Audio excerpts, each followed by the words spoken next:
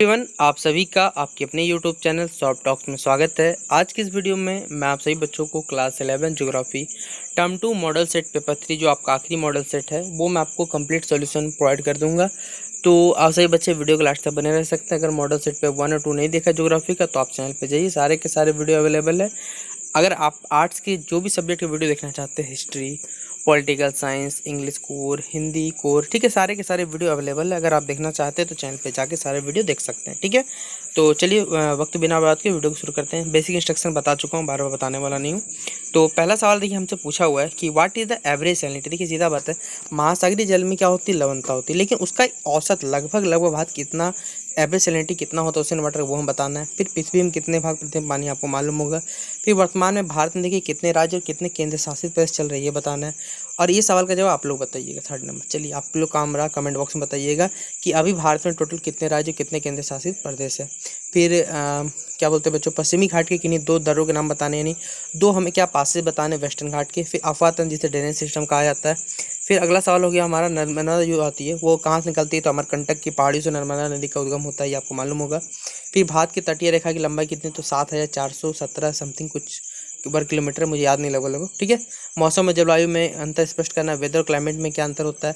फिर जल और मिट्टी से देखिए आपका क्या तात्पर्य, ये भारत में कहाँ पाई जाती है। और लास्ट सवाल क्वेश्चन 10 को एक बार देख ही लेते हैं, हिमालय से निकलने जो नदी होती है उनकी क्या 3 विशेषता, हमें ये बताना है। तो ठीक है, तो चलिए 1 से लेकर पहले 10 तक देखेंगे, फिर 11 से 19 तक के सभी सवालों को कंप्लीट करेंगे, ठीक है। तो चलिए एक एक करके हम लोग आंसर बताना शुरू करता हूँ आपको। तो देखिए महासागरों में देखिए औसत जो लवणता है वो कितने प्रतिशत, 35% है। पृथ्वी का कितना भाग पानी से ढका हुआ है, तो 71% भाग क्या पानी से ढका हुआ है। ये सवाल का आंसर सही है या गलत है कमेंट बॉक्स में आप बताइए। चलिए आपके लिए मैं छोड़ता हूँ ये सवाल, ठीक है। तो हमें 2 दर्रे के नाम बताने थे, एक तो थाल घाट था, एक था भोर घाट जो नासिक मुंबई में, और एक मुंबई के पुणे में। फिर अफवाह तंत्र या फिर जो प्रवाह प्रणाली, जो हम प्रणाली मतलब जो ड्रेनेज सिस्टम है, किसी नदी तथा उसकी सहायक नदी द्वारा निर्मित जल प्रवाह की क्या एक विशेषता होती है, उसे क्या कहा जाता है, अफवाह तंत्र कहा जाता है। फिर अभी पता नर्मदा नदी कहाँ से निकलती है, तो अमरकंटक की पहाड़ियों से निकलती है। भारत की तटीय रेखा 7516 किलोमीटर, ठीक है। फिर अगला है हमारा क्वेश्चन नंबर तापमान की कह सकते हैं बच्चों, जलवायु और इसमें क्या अंतर होता है। तो किसी स्थान का जो मौसम होता है उस स्थान के तापमान यानी टेम्परेचर, आर्द्रता, ह्यूमिडिटी, पवन की दिशा मतलब कह सकते हैं बच्चों विंड का जो डायरेक्शन होता है, और प्रवाह, वायु दाब, वर्षा आदि के तत्कालिक प्रभाव को कहते हैं, ठीक है। जबकि किसी पूरा एक बड़ा इलाका में लगभग जो औसतन, लिए सीधा बात है, हम इंग्लिश में समझाना चाहूँ तो बच्चों ये क्या है, वेदर है, क्लाइमेट है, ठीक है। वेदर क्या होता है, रोज चेंज होता रहता है। क्लाइमेट क्या है बच्चों, लगभग एक 10 साल 5 साल का लोगों का मौसम हुआ कैसा रहता है उस पर डिपेंड करता है, ये बताया जाता है, ठीक है। तो ये इसको हिंदी में कहा जाता है। फिर जलोढ़ मिट्टी बच्चों क्या होती है, तो जलोढ़ मिट्टी वह मिट्टी होती है जो नदियाँ बहा कर लाती है, सीधा एलुवियल सोइल जिसे इंग्लिश में कहा जाता है। इस मिट्टी में क्या होता है, नाइट्रोजन पोटास की मात्रा कम होती है, लेकिन फॉस्फोरस और ह्यूमस की मात्रा अधिक होती है, इसलिए इसमें खेती क्या होता है, अच्छा खासा होता है।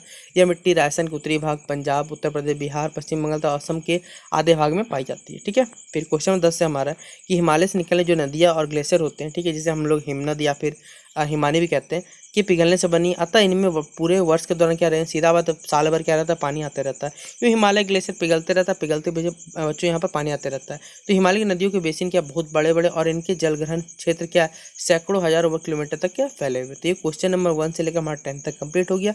आइए हम बाकी के सवालों को पहले देखते हैं, फिर उनको सॉल्व करना शुरू करेंगे। देखिए पहला सवाल 11 नंबर सवाल बच्चों हमारा है कि भारत में देखिए जो कर्क रेखा, आपको मालूम होगा कि जो ट्रॉपिक ऑफ कैंसर 2 प्रकार रखे होती है, एक कर्क रेखा, एक मकर रेखा, जिसे इंग्लिश में ट्रॉपिक ऑफ कैंसर कहा जाता है, और हमारा मकर रेखा और ट्रॉपिक ऑफ कैप्रिकॉर्न कहा जाता है, ठीक है। तो भारत के कितने राज्यों से पास करती है आपको तो मालूम होगा, सीधा बात है। लेकिन किन किन स्टेट्स, वो 8 स्टेट्स से हमें मालूम है। और एक ट्रिक आपको मैंने पहले भी पढ़ाया था जब टर्म 1 का पढ़ाया था, तो मित्र पर गमछा झाड़, उस ट्रिक से आप लोग उसे याद कर सकते हैं, ठीक है। फिर मृदा संरक्षण मतलब सीधा बात है सॉइल कंजर्वेशन, सॉइल कंजर्वेशन कैसे कैसे कर सकते हैं ये है। अब देखिए याद रखिएगा कि जो बच्चे कमेंट कर रहे हैं, कुछ बच्चे कि सर इंग्लिश में थोड़ा प्रोवाइड कर दिए, देखिए हिंदी में व्यू नहीं जा रहा तो इंग्लिश में मैं कैसे बना दूँ बताइए, आप लोग खुद बताइए जरा सा, क्या ये सही होगा। अगर मैं आपको एवरेज ड्यूरेशन एक वीडियो को दिखाऊंगा तो पता चलता है कि अगर 10 मिनट का वीडियो है तो उसमें 1 मिनट 30 सेकंड या 40 सेकंड हार्डली से अगर होगा तो उसमें एवरेज व्यू ड्यूरेशन जाता है। तो बताइए 10 मिनट का वीडियो अगर आप लोग 1.5 मिनट देखिए तो क्या बनाऊँ, छोड़ दीजिए। उससे अच्छा आप लोग PDF चाहिए तो PDF ही भेज देता हूँ, क्या आवश्यकता है आप लोगों को समझाने की। तो हिंदी और इंग्लिश क्यों करने जाऊँ मैं भी फालतू का, एक ही लैंग्वेज रख देता हूँ। तो अगर वीडियो में व्यू आएगा अच्छा खासा तो ही देखिए मैं आपको इंग्लिश का प्रोवाइड करूँगा, वरना किसी भी चीज़ का प्रोवाइड नहीं करने वाला, ठीक है। बार बार आप लोग कुछ भी कमेंट करिए, उससे कोई कमेंट ओपन आप लोग कर सकते हैं, लेकिन मैं जो फैक्ट है वही बता रहा हूँ, सीधा बात है, ठीक है। देखिए तो चलिए अगला सवाल देख लेते हैं हम लोग पहले कि महासागरीय जो नितल के ऊंचाव का यानी सीधा बात है relief of the ocean floor बताना हमें, इसका डिस्क्राइब करना है। फिर लाल मृदा में जो विशेषता होती है रेड सोइल का क्या क्या विशेषता है। फिर जो हमारा हिमालय में अफवाह तंत्र और प्रायद्वीपीय जो अफवाह तंत्र में कोई 5 अंतर क्या करने स्पष्ट करने हैं, ठीक है। और अगला हमारे भारत की जलवायु की मुख्य विशेषता को वर्णन करना है यहाँ पर। फिर अगला हमारा काली मिट्टी जो क्या है ब्लैक सॉइल, इसकी क्या किस प्रकार इसका निर्माण हुआ, इसकी विशेषता क्या करना हमें वर्णन करना है। अगला सवाल हमारा 18 नंबर कि फैक्टर्स कौन कौन से ऐसे फैक्टर है जो ओशियन सैलिनिटी या फ्राइडेन जो समुद्र का या महासागरीय जो लवणता उसको कौन कौन से कारक है जो प्रभावित करते हैं। फिर क्वेश्चन 19 जो हमारा आपका मैप है गोदावरी और जो कृष्णा नदी वो कहाँ से आती है कहाँ से निकलती है बताना शो करना है। पश्चिमी घाट को शो करना है, चिल्का झील उड़ीसा से करना है। अरेबियन सागर ये तो बच्चों भारत की किधर है पश्चिम दिशा में। कच्छ की खाड़ी कहाँ पर, गल्फ ऑफ कच्छ कहाँ पर, ये मैप में हमें लोकेट करना है, ठीक है। और मैप जो है वो आपको नीचे दिया हुआ है, ठीक है। देख लीजिए मैप को, मैप में लोकेट करके सारी की सारी बातें बतानी है, ठीक है। तो चलिए क्वेश्चन में 11 से 19 तक के सभी सवालों को आपको एक एक करके जवाब बताना शुरू करता हूँ। तो देखिए पहला जो कर्क रेखा यानी ट्रॉपिक कैंसर भारत की 8 राज्यों की होती है। जो पहला है मिजोरम, त्रिपुरा, पश्चिम बंगाल, झारखंड, छत्तीसगढ़, मध्य प्रदेश, राजस्थान और गुजरात से होकर गुजरती है। टोटल 8 राज्य से गुजरती है। फिर मृदा संरक्षण इन सॉइल कंजर्वेशन कुछ विधियाँ जैसे क्या वनों का संरक्षण करना, ज़्यादा पेड़ लगाने, वृक्षारोपण, बांध बनना, भूमि उद्धार, बाढ़ नियंत्रण, अत्यधिक चाराई पर रोक या फिर पट्टीदार एवं सीढ़ीदार कृषि या फिर समूचे जो टेरिस फार्मिंग जिसे कहा जाता है इंग्लिश में, ठीक है। इस प्रकार की खेती करने से हम लोग क्या कर सकते हैं मृदा संरक्षण या सॉइल कंजर्वेशन हम लोग कर सकते हैं, ठीक है। फिर क्वेश्चन नंबर 13 कैंसर के महासागरीय अधिस्थल को 4 प्रमुख भाटों में बांटा जा सकता है। एक महाद्वीप शेल्फ हो जाएगा, एक महाद्वीपीय ढाल, गहरे समुद्री मैदान तथा महासागरीय गंभीर। इस विषय विभाजन के अतिरिक्त महासागरीय तली पर कुछ बड़े तथा छोटे उच्चाव संबंधी लक्षण पाए जाते हैं जैसे कटके, पहाड़ियाँ, समुद्री टीला, निबन द्वीप, खाई एवं गड्ढे, ठीक है। फिर अगला 14 नंबर लाल मिट्टी सीधा बात है लाल, पीली एवं चॉकलेटी रंग की होती है। शुष्क और बच्चों तर जलवायु में क्या होती है प्राचीन रवेदार और परिवर्तित चट्टानों को टूट फूट से ये बनती है और ये मिट्टी पानी के संपर्क आने से हल्की फुल्की पीली दिखती है। इस मिट्टी में लोहा, एल्युमिनियम और चूना अधिक होते हैं। यह मिट्टी के अत्यंत रंध्र युक्त होती है। फिर 15 नंबर सवाल है हिमालय जो नदियाँ होती है वो 12 मासी होती है, मालूम होना चाहिए आपको। और देखिए प्रायद्वीपीय मौसम क्या मौसमी तो वो मौसम पे डिपेंड करती है, सीधा बात है वो मानसून पे डिपेंड प्राय मानसून में प्रभावित होती रहती है। हिमालय जो नदी है उनमें पूरे क्या साल भर पानी रहता है।